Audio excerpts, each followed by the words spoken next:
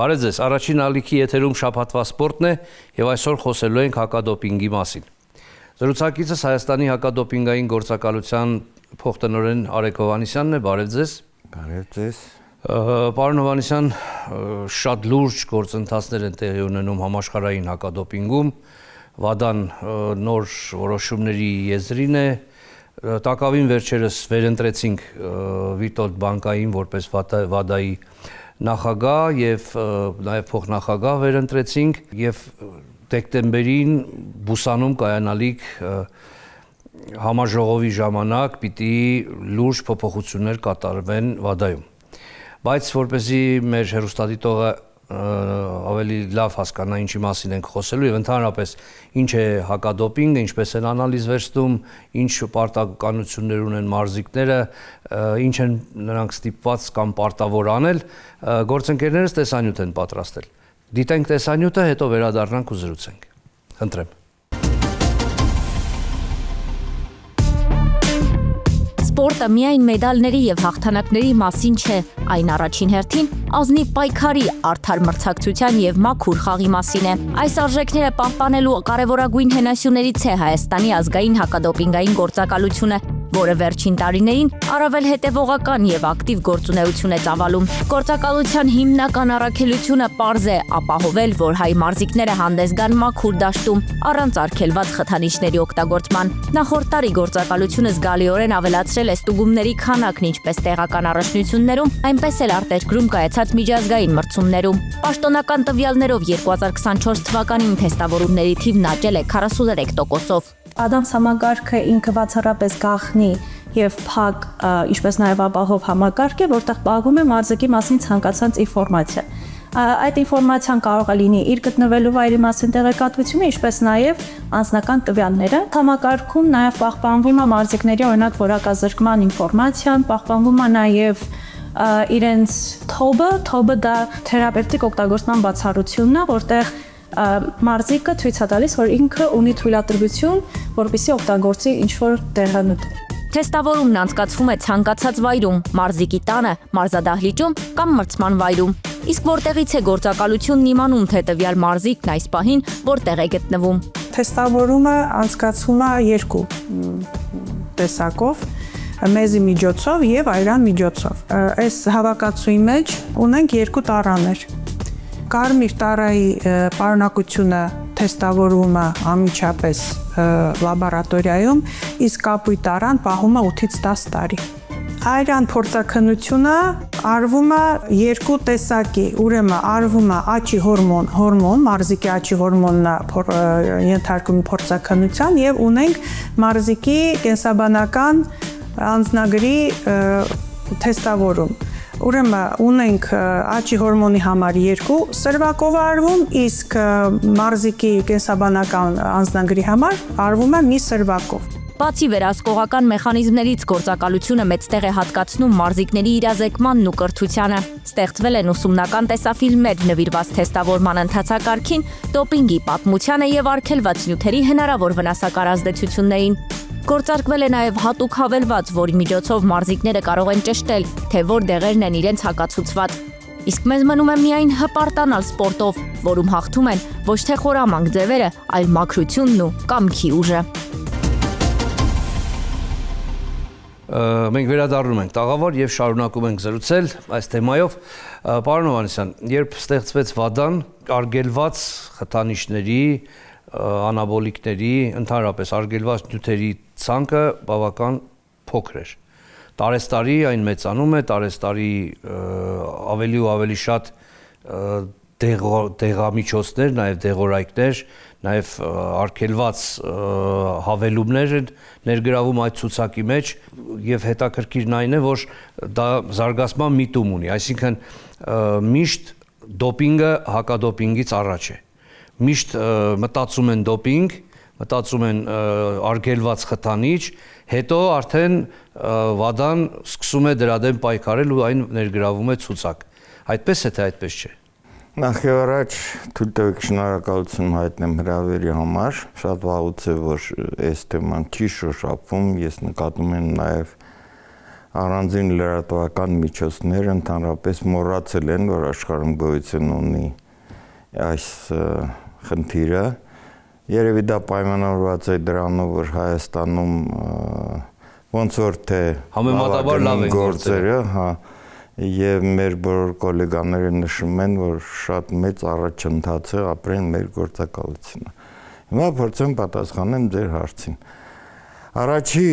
արգելված նյութերի ցուցակը ներգրավում էր միայն թմրանյութեր եւ խթանիչներ։ Այո։ 48 նյութեր են գրկված։ Երևի Ես հիշում եմ նույնիսկ ալկոհոլը չկար այնտեղ, որովհետև հիշում եմ, որ ալկոհոլը մցվեց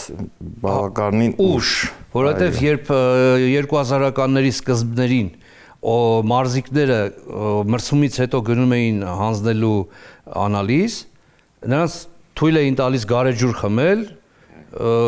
որպեսզի արագ միզեն եւ անալիզը վերցնեն, բայց հետո արգելվեց, որովհետև ալկոհոլ կար մեջը։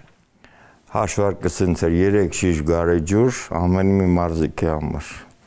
Ես երբ որ առաջի դոպինգ ստուգմանը մասնակցել, հենց այդ ժամանակահատվածում էր 94 թվականին։ Տվյալ պահին արգելված նյութերի ցուցակում ընդգրկված են մոտ 3000 նյութ։ Ճիշտն ասած, վերջի 2 տարին շատ քիչ նյութեր են ավելանում։ Որպես դեղերի դասեր ընդհանրապես փոփոխություն չի կատարվում։ Ինչպես դուք նշեցիք, 2004 թվականին հանվեց ցուցակից կոֆեինը։ Այո։ Եվ 8 տարի առաջ հանվեց նաև ալկոհոլը։ Ինչն է իմաստը։ Իմաստը նա է, որ մնացել է որպես մոնիտորինգի նյութ կոֆեինը եւ տարեկան միայն 100 դեպքից պակաս է լինում, երբ որ մարզիկները օգտագործում են կոֆեին։ Այսինքն այն մակարդակը, որ համարվում է դոպինգ, չի հայտնաբերում։ Ինչ վերաբերում ալկոհոլին, ապա ապացուցվեց, որ ոչ մի օգուտ ալկոհոլի չկա։ Այո։ Դրա համար որոշեցին, որ կարելի է հանել ցուցակից, բայց չի թույլատրվում գալ դոպինգ ստուգման կայան, ալկոհոլ ընդունել։ Այո։ Չի թույլատրում դոպինգ ստուգման կայանում ալկոհոլ օգտագործել։ Գարեջուրը ընդհանրապես հանվեց, տվյալ պահին մենակ հանքային ջուր եւ հասարակ ջուր։ Ընդ որում մարզիկները մեր փորձից ելնելով հիմնականում գերադասում են ջուր, հասարակ ջուր, առանց Իսկ շուրջ ստացվում է, որ 1-2 բաժակ օգտագործելը խնդիր չկա։ Ավելի շուտ կմահանաս սրտի բաբախումից, քան թե դա կհամարվի։ Այսինքն դոպինգ կհամարվի, եթե դուք միանգամից 9 բաժակ սև սուրճ խմեք, իրար հետևից առանց կանգնելու։ Առանց կանգնելու։ Նոր մակարդակը այդքան կլինի, որ համարվի դոպինգ։ Դա հավասար զոր կլինի 1 սրվակ կոֆեին օգտագործելուց։ Պարոն Հովհաննիսյան, շատ երկրների գործակալություններ հակադոպինգային խնդիրներ ունեին ժամանակին եւ այդ թվում նաեւ մենք օրենքի հետ խնդիրներ ունեինք եւ փառք Աստծո այդ խնդիրը լուծված է, մենք խնդիր չունենք, բայց այսօր էլ շարունակում են շատ երկրներ այդ խնդիրը ունենալ։ Մասնավորապես Իրանի Իսլամական Հանրապետության հակադոպինգայինի գործունեությունը կասեցվել է 4 ամիս ժամանակ է տրվել այդ փոփոխությունները կատարելու համար, այլապես թույլ չեն տա ոչ մի մարզիկի, ոչ մի մրցման մասնակցել։ Աֆրիկական շատ երկրներ, Սենեգալը, ու էլի երկրներ խնդիրներ ունեին, Լատին ամերիկյան երկրներ խնդիրներ ունեին, բայց կարծես թե արդեն հասկացել են, թե ինչքան կարևոր է այդ ամենը եւ սկսում են այդ խնդիրները լուծել։ Եվ հետաքրքիր է, որ Ուկրաինայի պես երկիրը հակադոպինգային խնդիր ուներ, եթե չեմ սխալվում, Վիկտորինայի հետ կապված ուկրաիներեն պատճառով չէր, բայց նաև դա էլ կար, չէ՞, Վիկտորինա ուկրաիներեն չկար։ Հայերեն կա, շատ լեզուներով կա, ուկրաիներեն չկա։ Եվ հետո հակադոպինգային էլ այնտեղ տուբոկտուգանվեց, հետո կրճատեցին, ասին պատերազմական իրավիճակ է, քիչ պուծեք, բայց ուզում եմ ասել, շատ երկրներ այդ խնդիրը այնուամենայնիվ ունեն։ Ընդհանրապես գործընթացները ինչ ուղղությամբ են գնում եւ վադան ինչին է շատ ուշադրություն դարձնում։ Մենք հիմա միանգամից երևացնենք նոր կանոններին, որոնց մասին որ դուք խոսեցիք, որոնք որ այս տարի դեկտեմբերին քվեարկությամբ կանցկացվեն։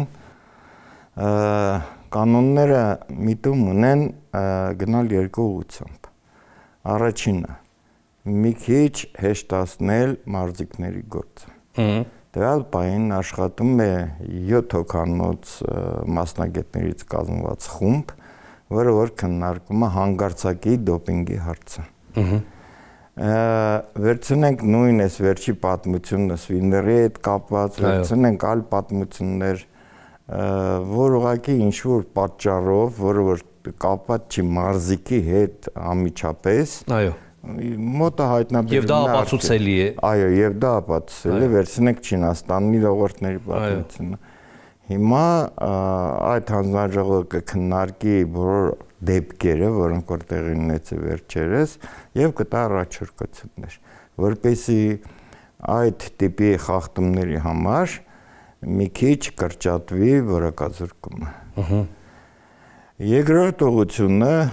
որը որ նոր վերընտիր նախագահ Վիտոտ Բանկանա առաջարկ է, դա ավելացնել աուդիտների քանակը եւ խստացնել աուդիտները։ Այսինքն եթե առաջ մոտավորապես 8 տարին մեկ էր տեղի ունենում խիստ աուդիտներ, հիմա իրանք կփորձեն այն երկրները, որտեղ որ կհայտնաբերվի միտումնավոր ազդեցություն հակադոպինգային գործակալությունների վրա, օրինակ քչացնել, հատուկ քչացնել բյուջետը, որպեսզի գործակալությունը չկարողանա պատշաճ քանակի թեստեր անել։ Որպես օրինակ տրվում է ռիսկային ձևերի համար բյուջետ, բայց մեջը չմտած լողը։ Ասում եմ, մեր լողորդները թույլ են, չարժե անել դոպինգ ստուգում, բայց դա չի նշանակում, որ իրանք թույլ չի նշանակում զերծ դոպինգից։ Երրորդ ուղղությունը շարունակեմ, դա գիտեք ամերիկացիների պատմությունը, եւ դրանց էլ կանցնենք ուկրաինացիներն։ Ուրեմն Ամերիկան ուսանողական սպորտի շրջանակներում չի իրականացվում արտամրցումային դոպինգ ստուգումներ։ Միայն մրցումների ժամանակ։ Այսինքն մարզիկը կարող է լավ բժիշկ ունենա խորհրդատու, իրան պատրաստի եւ մենք գիտենք, որ եթե ճիշտ ժամանակին ես այդ ամենը անում, հետո ասում ես մաքրվել, ազդեցությունը մնում է, իր օգուտը տալիս է, այսպես ասած օգուտը, իհարկե մարմնին լուրջ վնաս, լուրջ խնդիր հետագայի համար, բայց այդ պահին լուրջ օգուտը տալիս է, մարզիկը հաղթում է, որտեվ արտամրցումային դոպինգ տեստ չի եղել։ Եվ սա սխալ է իհարկե։ Եվ գալիս է աշխարհի չեմպիոնատ, այդ մարզիկը հավարտավարը հայտնում արդյունքը, ասում է վազել է 9-7 ուսանողական մրցումների ժամանակ, գալիս է 11 է վազում աշխարհի չեմպիոնատների, աշխարհի առաջնությունների ժամանակ։ Այնպես որ այդ ուղղությամբ էլ կգնա նոր կանոնները, որպեսզի պարտադիր բոլոր երկրները անցկացնեն բոլոր մարզաձևերում, բոլոր ֆեդերացիաներում արտամրցումային եւ մրցումային։ Ասենք ավելին, նույնիսկ ամերիկացիները մտադիր են անցկացնել առանց դոպինգի ստուգման խաղեր, այսինքն թույլ տալ անել ամեն ինչ,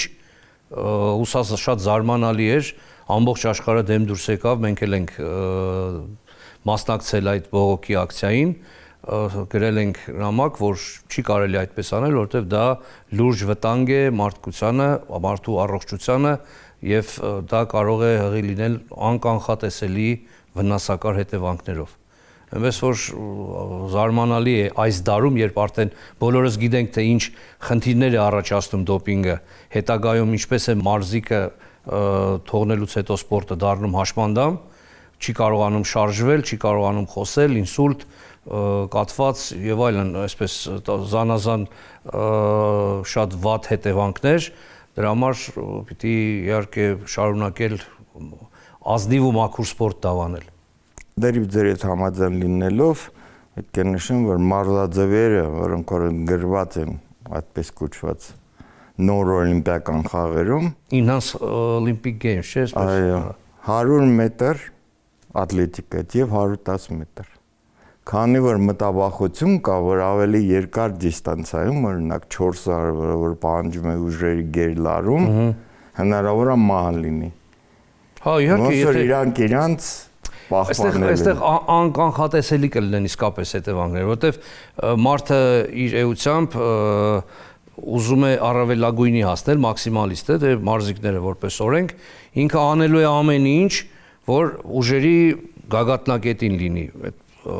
լավ մարզավիճակում, ուտելու է, սրսկվելու է, ամեն ինչ անելու է, ու գալու է սրտի կանգ է ունենալու։ Դրա համար ապշելու բան է, որ այդպիսի առաջարկ կա։ Եկեք վերադառնանք Ուկրաինային։ Հարցը հետևյալն է. մրցումային ժամանակահատվածում արգելված են 9 նյութերի դասեր։ Արտամրցումային ժամանակահատվածում 6։ Ուկրաինացի մասնագետները սիրուն գալիս են մրցումներին, անում են դոպինգ ստուգում, բայց գրում են արտամրցումային ստուգում։ Այսինքն նույն մարզիկը հանգիստ ընդունում է խթանիչներ, հանգիստ ընդունում է գլյուկոկորտիկոիդներ, չի բռնում, արգելված չի։ Արգելված է միայն արտամրցումային ժամանակ եւ այլն եւ այլն։ Դա էր առաջի պատճառը։ Համ նախագահ հակադոպինգային, համ փոխնախագահ հրաժարական տվեցին, գնացին, ստեղծվեց նոր գործակալություն, չգիտեմ ոնց է աշխատում, հիմա գաղափար չունեմ։ Դե կռիվը պատերազմը սկսվեց, մի քիչ մեղմացվեց, բայց համենայնդեպս ուկրաինացի լավագույն մասնագետը հիմա աշխատում է Լեհաստանի հակադոպինգային գործակալությունում։ Հասկանալի է։ Մենք խոսեցինք սիների, չինացի լողորդների մասին, նաև այս ցանկում կարող էինք ներառել նորվեգացի բիատլոնիստներին, որոնց շուրջ նույնպես խոսակցություններ կային։ Փաստորեն ապացուցվեց կամ ապացուցվում է, որ իրենք միտումնավոր չեն արել կամ դա արվել է առողջությունից ելնելով, առողջության պահպանումից ելնելով, գիտություն նաև հակադոպինգային գործակալության, այսինքն տեղյակ են պահել, ասել են, նոր արել են։ Հեռուստադիտողներին ասենք, որ որևէ բնական նյութ դոպինգ չէ, որևէ բնական նյութի օգտագործում դոպինգ չի կարող համարվել, բայց կան նյութեր, որոնք կարող են օրգանիզմում բարձրացնել օրինակ տեստոստերոնը եւ պահի տակ այն բարձր ցույց տա։ Օրինակ եթե ես չեմ սխալվում, Salt Lake City-ում էր, երբ ռուս բիատլոնիստուհիներից մեկի տեստոստերոնը շատ բարձր եկել եւ պարզվել էր, որ տնական հավի կաշի է կերել։ Իսկ դա տեստոստերոն ունի մեջը շատ։ Հիմա օրգանիզմը կարող է այդպես արձագանքել է, բայց երբ որ դա ապացուցվում է, նորմալ է եւ այլևս եթե ապացուցելի է, չեն զրկվում, չէ՞։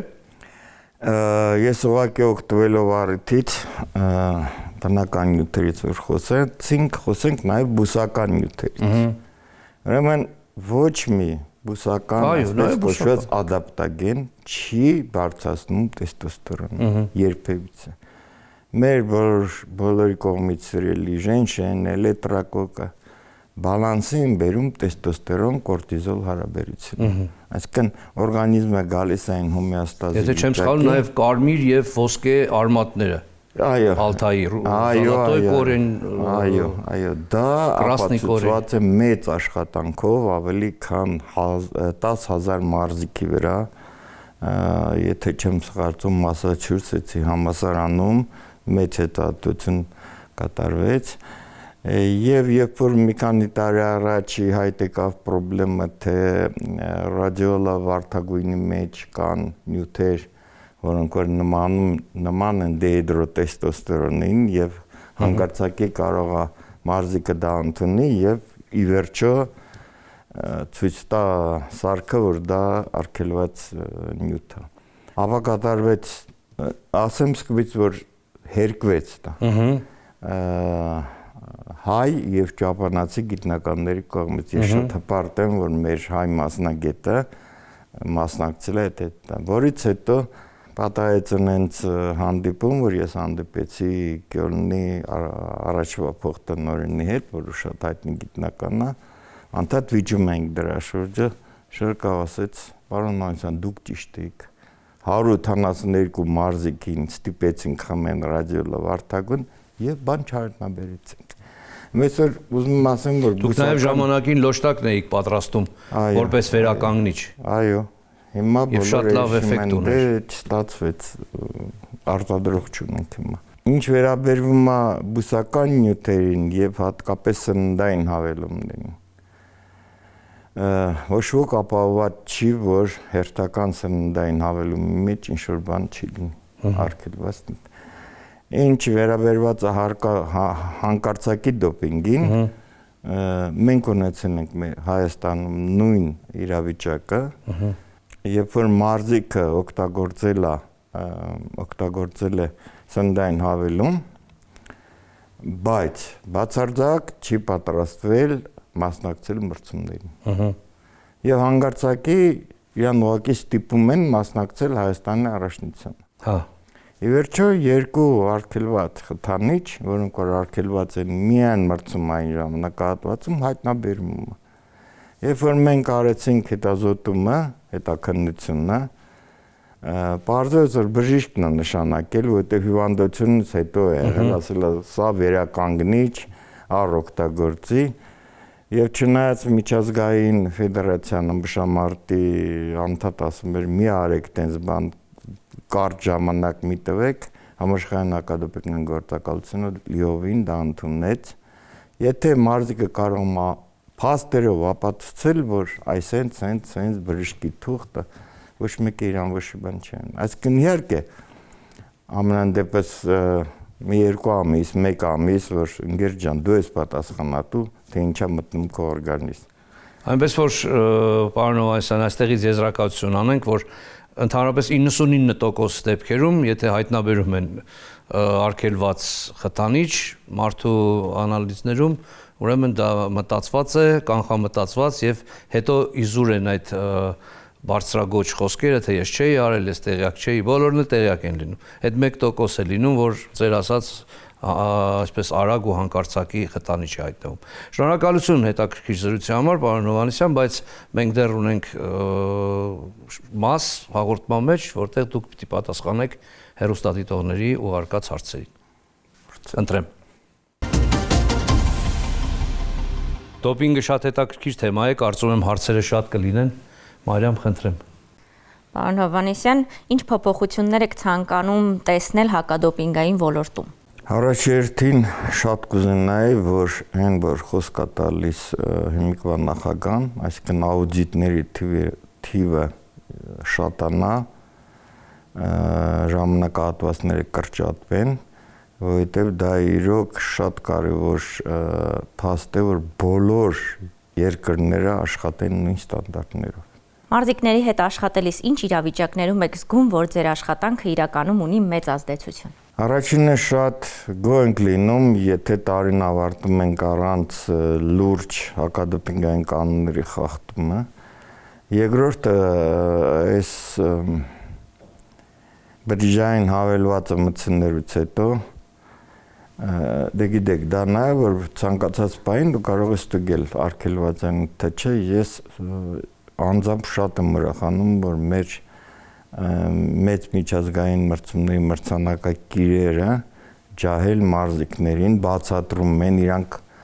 անընդհատ օգտվում են։ Ես էլ եմ մի դեպ ականատես եղել, երբ ասում են, այս դեղը կարելի է, ասում են դե մտի նայի, մտնում են, գրում են դեղի անունը ու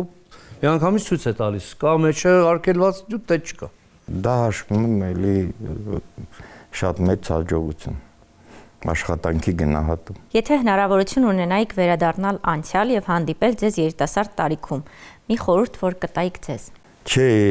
գնա դառնա դեղերի օրակարգման փոխտնօրեն, կմնայի աշխատելու համաշխարհային հակադոպինգային գործակալությունում։ 2 տարի աշխատելուց հետո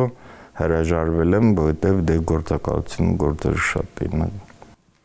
Այսինքն ինքը ամբողջ էությամբ հակադոպինգային է։ Հա, առաջի հավաքն ա եղել,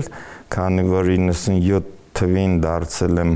մարզիկներ ընդդեմ դեղերի միջազգային ասոցիացիայի տնօրենի խորհրդի անդամ եւ երբ որ Վադան հավաքում էր առաջի կազմը, ընդգրկեցին կրթական հանձնաժողովի մեջ։ Բայց 2-3 տարի աշխատելուց հետո անցա եւ այս մի գործին խնդրեցի որ ինձ անեն։ Որն է ձեր գաղտնիքը այդքան երկար եւ արդյունավետ աշխատելու այս տարիքում պահպանելով էներգիան, մոտիվացիան եւ տաղանդը։ Շատ ծանր է պատասխանել, բայց մի պատասխան ունեմ, ես շատ բախտավոր մարդ եմ։ Ունեցել եմ շատ լավ ծնողներ, ունեցել եմ շատ լավ դասատու եւ ունեմ շատ լավ կին։ Դա բախտի եւ հաջողության կարևոր գաղտնի։ Եվ կարծում եմ նաև սերը աշխատանքի հանդեպ։ Չգիտեմ, որտեղ իր ազդեցությունը ունի։ Գրեթե 30 տարի ճանաչելով պարոն Հովհաննիսյանին, եթե կարելի է մի դեպք պատմեմ, սիրում է իր աշխատանքը, ամբողջովին շատ լավատես է իր էությամբ ու շատ թեթև։